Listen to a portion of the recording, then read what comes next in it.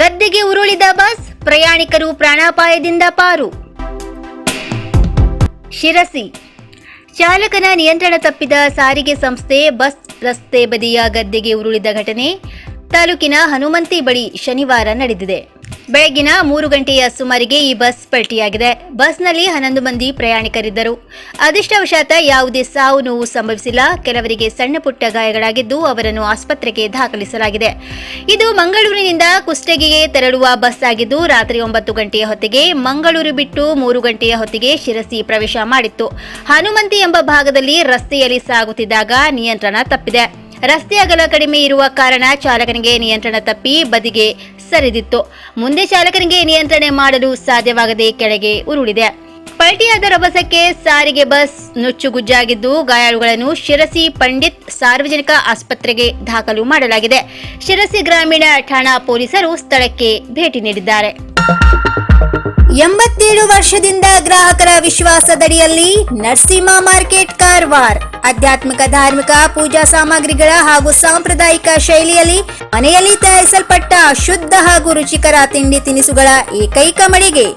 ಪೂಜಾ ಹೋಮ ಹವನ, ಮದುವೆ, ಮುಂಜಿ, ಗೃಹ ಪ್ರವೇಶ ಎಲ್ಲ ಕಾರ್ಯಕ್ಕೆ ಬೇಕಾಗುವ ಪೂಜಾ ಸಾಮಗ್ರಿಗಳು, ಬಾಳೆ ಎಲೆ, ಬಾಳೆಗಿಡ, ಬಾಳೆಗೊನೆ, ಮಾವಿನ ತೋರಣ, 5 ಜಾತಿಯ ಜೋಡು ಹಣ್ಣುಗಳು, ಬೇಲಪತ್ರೆ, ತುಳಸಿ, ಹರಿಯಾಳ, ಶಂಖ, ರುದ್ರಾಕ್ಷ, ಕಡಧಾನ್ಯ, ಬಾಸಿಂಗ, ಮದುವೆ ಡಿಸೈನ್ ಕಾಯಿ, ಹೂವಿನ ಹಾರ, ಆಕಳ ಶುದ್ಧ ಹಾಲು, ಶುದ್ಧ ಗೋಮೂತ್ರ, ತುಪ್ಪ ಸಿಗುತ್ತದೆ. ನಿಮಗೆ ಲಭ್ಯವಿರುವ ವಸ್ತು ಕಾರವಾರದ ಯಾವುದೇ ಭಾಗದ ಮನೆಗೆ ಮುಟ್ಟಿಸುವ ವ್ಯವಸ್ಥೆಯ ನಮ್ಮ ನರಸಿಂಹ ಮಾರ್ಕೆಟ್ ಕಾರವಾರ. ಒಮ್ಮೆ ಭೇಟಿ ನೀಡಿ ಖಚಿತಪಡಿಸಿಕೊಳ್ಳಿ. Narasimha market, Raikar manner, Kaikini road, Karwar. Mobile number 9242121334.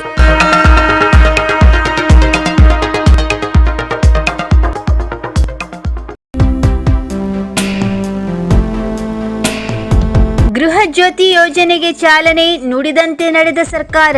Mankalu S ವೈದ್ಯ, ಕಾರವಾರ. ರಾಜ್ಯದ ಬಡವರು ಜನಸಾಮಾನ್ಯರಿಗೆ ಅನುಕೂಲವಾಗಲು ಚುನಾವಣೆ ಸಂದರ್ಭದಲ್ಲಿ 5 ಗ್ಯಾರಂಟಿ ಯೋಜನೆಗಳನ್ನು ಘೋಷಣೆ ಮಾಡಲಾಗಿತ್ತು.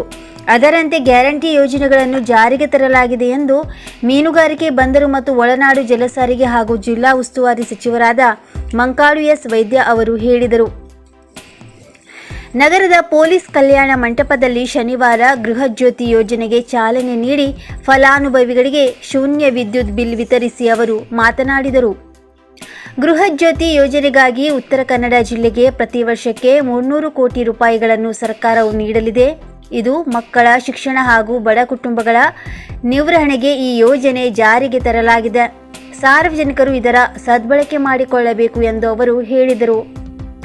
ಗೃಹ ಜ್ಯೋತಿ ಯೋಜನೆಯಿಂದ 200 ಯೂನಿಟ್ ವರೆಗೆ ಉಚಿತ ವಿದ್ಯುತ್ ನೀಡಲಾಗುವುದು. 200 ಯೂನಿಟ್ಗಿಂತ ಹೆಚ್ಚಿನ ಯೂನಿಟ್ ಬಳಸಿದ್ದಲ್ಲಿ ಪೂರ್ತಿ ಯೂನಿಟ್ನ ವಿದ್ಯುತ್ ಬಿಲ್ಲು ಕಟ್ಟಬೇಕು ಎಂದರು.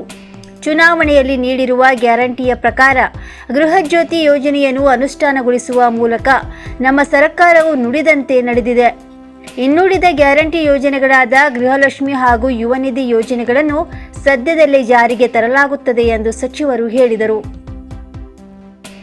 ಜಿಲ್ಲೆಯಲ್ಲಿ ಈಗಾಗಲೇ ಗೃಹ ಜ್ಯೋತಿ ಯೋಜನೆಯಡಿ 3,26,978 ಗ್ರಾಹಕರು ನೋಂದಣಿ ಮಾಡಿಕೊಂಡಿದ್ದು ಈ ಯೋಜನೆಯ ಸದುಪಯೋಗ ಪಡೆಯಲಿದ್ದಾರೆ.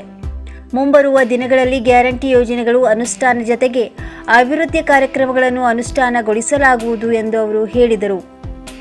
ಶಾಸಕರಾದ ಭೀಮಣ್ಣ ಟಿ ನಾಯ್ಕ ಅವರು ಮಾತನಾಡಿ, ಗೃಹ ಜ್ಯೋತಿಯು ಸರ್ಕಾರದ ಮಹತ್ವಾಕಾಂಕ್ಷಿ ಯೋಜನೆಯಾಗಿದೆ. ಸ್ವಾವಲಂಬಿ ಬದುಕು ಕಟ್ಟಿಕೊಳ್ಳಲು ಗ್ಯಾರಂಟಿ ಯೋಜನೆಗಳು ಪೂರಕವಾಗಿದೆ ಎಂದರು. ಹಸಿವು ಮುಕ್ತ ರಾಜ್ಯ ಮಾಡುವ ನಿಟ್ಟಿನಲ್ಲಿ ಅನ್ನಭಾಗ್ಯ ಯೋಜನೆ ಜಾರಿಗೆ ತರಲಾಗಿದೆ. ಈಗಾಗಲೇ 5 ಕೆಜಿ ಅಕ್ಕಿಯ ಜತೆ ಉಳಿದ 5 ಕೆಜಿ ಅಕ್ಕಿಯ ಮೊತ್ತವನ್ನು ಪಡಿತರ ಚೀಟಿದಾರರ ಖಾತೆಗೆ ನೇರವಾಗಿ ಜಮಾ ಮಾಡಲಾಗಿದೆ ಎಂದು ಅವರು ಹೇಳಿದರು. ಶಾಸಕರಾದ ಸತೀಶ್ ಸೈಲ್ ಅವರು ಮಾತನಾಡಿ, ಬಡವರ ಹಿತರಕ್ಷಣೆಗಾಗಿ ಸರ್ಕಾರವು ಗ್ಯಾರಂಟಿ ಯೋಜನೆಗಳನ್ನು ಜಾರಿಗೆ ತಂದಿದೆ. ಸಾರ್ವಜನಿಕರು ಇದರ ಸದ್ಬಳಕೆ ಮಾಡಿಕೊಳ್ಳಬೇಕು ಎಂದರು. ಗೃಹ ಜ್ಯೋತಿ ಯೋಜನೆಯು ಪ್ರತಿ ಕುಟುಂಬಕ್ಕೆ ತಲುಪಿಸಲಾಗುವುದು. ಗೃಹಲಕ್ಷ್ಮಿ ಯೋಜನೆಯು ಕೂಡ ಇನ್ನು ಕೆಲವೇ ದಿನಗಳಲ್ಲಿ ಅನುಷ್ಠಾನಗೊಳ್ಳಲಿದೆ. ಬಡವರ ಪರ ಕಾಳಜಿ ಇರುವುದರಿಂದ ಇಂತಹ ಯೋಜನೆಗಳನ್ನು ಜಾರಿಗೆ ತರಲಾಗಿದೆ ಎಂದರು. ಜಿಲ್ಲಾಧಿಕಾರಿ ಗಂಗೂಬಾಯಿ ಮಾನ್ಕರ್ ಅವರು ಮಾತನಾಡಿ, ಸರ್ಕಾರದ ಅರ್ಥಪೂರ್ಣ ಯೋಜನೆ ಗೃಹ ಜ್ಯೋತಿ ಯೋಜನೆಯು ಕರ್ನಾಟಕದ ಇತಿಹಾಸದಲ್ಲೇ ಪ್ರಪ್ರಥಮವಾಗಿ ಜಾರಿಗೆ ತರಲಾಗಿದೆ. 200 ಯೂನಿಟ್ ಒಳಗೆ ಬಳಕೆ ಮಾಡುವವರಿಗೆ ಮಾತ್ರ ಈ ಯೋಜನೆ ಅನ್ವಯವಾಗುತ್ತದೆ. ಇಲ್ಲವಾದಲ್ಲಿ ಪೂರ್ಣ ಪ್ರಮಾಣದ ಮೊತ್ತವನ್ನು ಕಟ್ಟಬೇಕು. ಹಾಗೆಯೇ ಜೂನ್ ತಿಂಗಳಿನ ಅಂತ್ಯದವರೆಗೆ ಬಾಕಿ ಇರುವ ಮೊತ್ತವನ್ನು ಕಟ್ಟಲೇಬೇಕು ಎಂದರು. ಪೊಲೀಸ್ ವರಿಷ್ಠಾಧಿಕಾರಿ ವಿಷ್ಣುವರ್ಧನ್, ಜಿಲ್ಲಾ ಪಂಚಾಯತ್ ಸಿಇಒ ಈಶ್ವರಕುಮಾರ್ ಕಾಂದು, ಹೆಸ್ಕಾಂ ಶಿರಸಿ ವೃತ್ತದ ಅಧೀಕ್ಷಕ ಇಂಜಿನಿಯರ್ ದೀಪಕ್ ಬಿ ಕಾಮತ್, ಹೆಸ್ಕಾಂ ಇಲಾಖೆಯ ಇತರೆ ಅಧಿಕಾರಿಗಳು, ಫಲಾನುಭವಿಗಳು ಇತರರು ಇದ್ದರು.